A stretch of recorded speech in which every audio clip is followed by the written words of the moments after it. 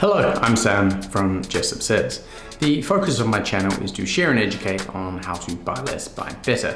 It's not necessarily about buying less things, it's about buying something that fits its purpose perfectly and serves you for as long as possible.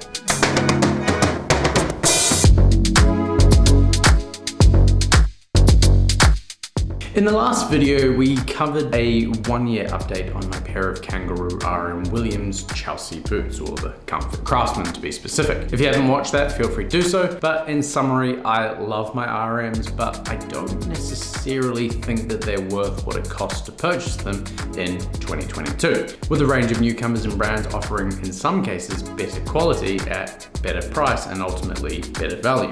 With the recent cost increases up to 700 Australian dollars and the removal of pretty much any and all deals that I can find, RM have once again put themselves in a difficult position in the world of quality footwear. Now being only $100 shy of an arguably better quality Crockett and Jones Chelsea boot. Ignoring the fact that it feels like it's almost every day that there's a new Indonesian, Indian, Japanese, Chinese, or even Australian brand popping up in my Instagram feed offering higher quality boots at a lower price. So what should you do? Faced with a year of wear, what would I do with my money today? And where should you spend your money if you don't want to spend it on a pair of RM Williams? Today, there are really two things you need to keep in mind. Value doesn't mean quality. Value is the perceived quality to price ratio, or in my definition it is anyway. As an example, bad value is an expensive item that's made from low quality materials. So-called luxury brands might be a good example of one of these. Good value, on the other hand, is when something is made from quality materials that is made to last and at a price that's in parity with the quality on offer. We're also firmly discussing perceived quality, as I'm not a leather expert. But if you are curious about leather and the qualities of leather and various boots and how they use leather and rubber and different things in their construction, then if you're not doing so already, I would highly recommend the Rose Anvil YouTube channel. What I can comment on is my experience and what I can tell from either first or secondhand experience with the other brands that we're going to talk about today. I actually started the search, as many of you may, with a Google search, which I quickly called off after about 3 pages of boots sold by mainstream mall brands here in Australia. They've obviously got big marketing budgets. All of these boots that in my mind are about as good as wrapping your feet in painted cardboard and probably last about the same length of time. So I had to dig into the old noggin and think a little bit critically about what brands I would recommend below that $700 price point. We don't want to make any compromises to the quality when we're discussing these brands. So without further ado, the first brand on my list is not my pick of the next few brands, but it goes first because it's a bit of an honorable mention because of how cool the pair of boots that I've looked at are and how they're looking. It's actually a pair of boots that my brother owns. They're also a brand that offer the best dollar to quality ratio out of any brand that I've seen today. Though both these points are lower in the sense that it's a lower quality at a lower price. So let me explain. My brother asked me a few years ago what I thought was the best, cheaper alternative to RM Williams. Something that he could wear pretty much daily, doing substantial walking. Something that he could wear with a suit, to corporate events, on boats, to the golf course, hiking through the Blue Mountains, and even clubbing. But he didn't want to shell out for the RMs, fair enough. Meermin was my answer, and after what was a fairly brutal break-in period that I've heard a few times about, he's worn these boots countless hundreds of times over the last 2 and a bit years or so, and he loves them. He was here over the weekend, and whilst he was here, I gave those boots a full restoration session, and they came up absolutely beautiful. The uppers look absolutely fantastic. They sort of roll like the RMs do, and they're actually a whole cut boot, just like the RMs are. And now we get to the fun part. He paid only 240 USD for these, which makes them incredible value. They aren't the highest quality, the uppers are good, but the counter on the inside has completely come apart in one boot, and the other toe has started to slightly separate, like the soles are sort of coming apart. Easy to glue, but yeah, it's a bit annoying. The stitching all around the shoe is sort of a less than ideal standard, but definitely passable. Overall, if you want a boot that is 1 or 2 or 3 times the cost, Meermin is really the best that there is. They won't be perfect. They might not be immediately comfortable like other boots might be, but then my RM Williams made my blister called Bruce so there you go. Today you can get yourself a pair of hole cut boots for 240 USD, like I said, which is around 375 Australian dollars. Though they do go on sale fairly regularly, it's a fantastic value boot, and if you can get it at a deal, it's even better value. Carmina would be my pick for the best value under $700, though they're closer to $700 than any of the other brands. So if you're looking for a cheaper option, then maybe Carmina is not the best idea for you. You are paying for a quite substantial increase in the quality and construction. Carmina are in some ways related to Meermin, being based out of Mallorca in Spain. And I believe that I read somewhere that they're different branches of the same Spanish family, something like that.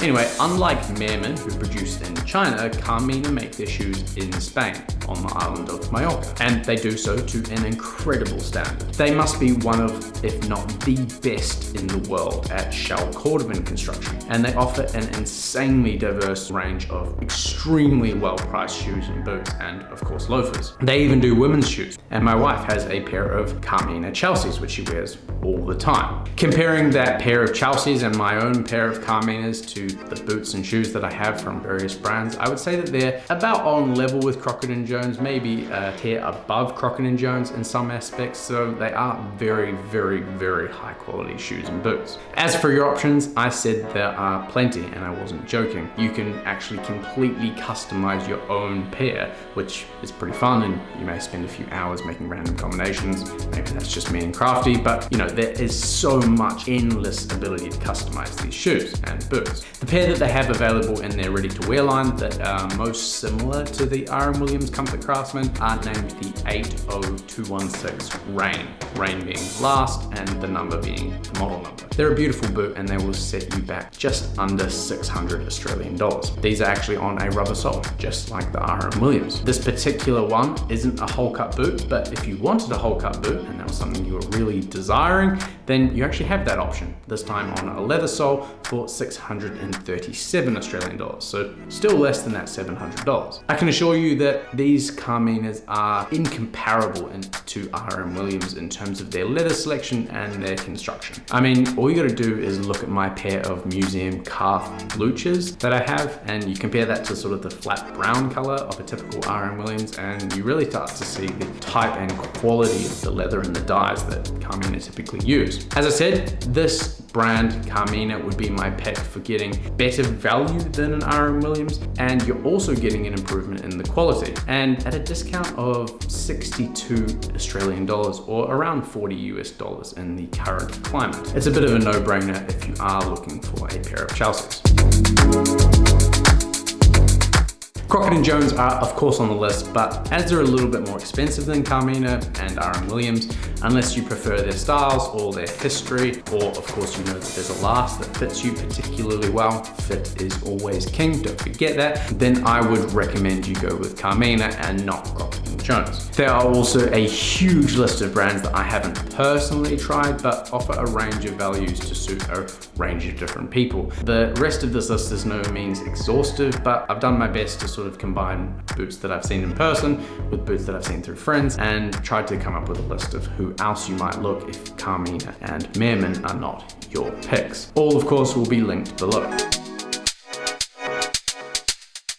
The first brand that I haven't tried is called TLB Mallorca. They are probably the most similar to Carmina in terms of brands around the world, and they are argued by some to offer the best ready-to-wear value in their artistic collection of any brand in the world. TLB produce high-quality European-looking designs in Spain. I haven't seen this brand in person, but everything I've heard and read and watched suggests that they are very good quality. A brown Chelsea boot with a rubber sole will set you back 360 euros, which is 560 Australian dollars, with the only difference being that this boot isn't a hole cut. The hides and construction will be much better than R.M. Williams, without a doubt in my mind. If you really are interested in a hole cut, then again, of course, they have an option for you. There is a beautiful one for 410 euros, which is 637 Australian dollars, or the exact same price as the Carmina boot. So if you like the look of this one more than the Carmina, then this is a great option for you.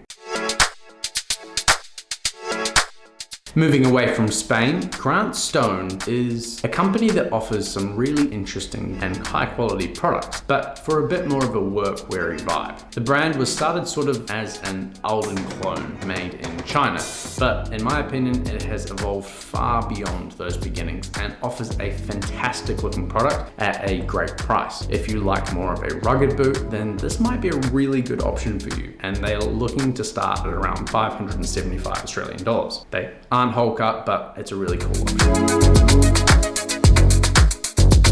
Sitting between Meermin and our lowest brand is a relatively unknown brand that I've recently stumbled across called Sperry. They were started here in Australia by a man with the fantastic name, Sam, and they make their boots in Portugal, and the leather and construction look to be pretty good. I haven't got my hands on a pair of boots from Sperry as yet, but at 399 Australian dollars, they do seem to be offering a very, very good value boot, and they're a pretty good looking boot too, so definitely worth a look. The final company is the infamous Thursday Boot Company. Thursday have a mixed reputation online for their quality, but have a fantastic reputation for their customer service and making things right. So in my opinion, they definitely deserve to be here. They have a few different options of Chelsea boots from 190 up to 199 US dollars, so around 310 AUD. They're all Goodyear welted boots, and they have a pretty decent quality of leather. These Thursday boots are going to last you a lot longer than a mall shoe, and especially if you resole it and look after it, keep the leather nice and conditioned, I think that they're going to be a fantastic boot for anyone that is looking to buy their first pair of buy less, buy better boots or shoes. I personally think that it's definitely worth the small price increase from a mall brand or a mall shoe of $200, $300 to a nice pair of Goodyear welted shoes or boots. So Thursday is a great option if you're just starting to look and you're curious about what the Goodyear welted footwear world looks like and feels like. There we have it, the somewhat incomplete list of boots I can think of with the money under $700 that aren't R.M. Bit of a mouthful there. No, I haven't talked about any Indonesian or any of those other fine sort of like niche brands, because at the moment they're just sort of pumping out ones and twos made to measure. They don't really have the robust ready to wear infrastructure that all of these boots and brands that we've talked about today offer. With the popularity of the Chelsea boot, as well as the ease of wearing it with such a variety of different outfits, the Chelsea boot remains an important boot in a man's wardrobe. What kind of Chelsea boot you're looking for and what price to quality ratio you're looking for is up to you. So hopefully this is a good place to get started. Getting something that is welted with a high quality leather is taking a big step away from those cardboard and glue shoes that the mall sells. And pretty much every person who starts the journey, whether with a pair of RMs or a pair of Thursday boots, ends up getting at least one more pair of quality shoes, because often they get it. Hopefully one of the brands in this video seems like it's the right brand for you. And if it is, then I think you should give them a stab. We all have to start somewhere, and it's a pretty fun journey to be on. Anyway, thanks very much for watching. Links are in the description as always, and I look forward to seeing you in the next one.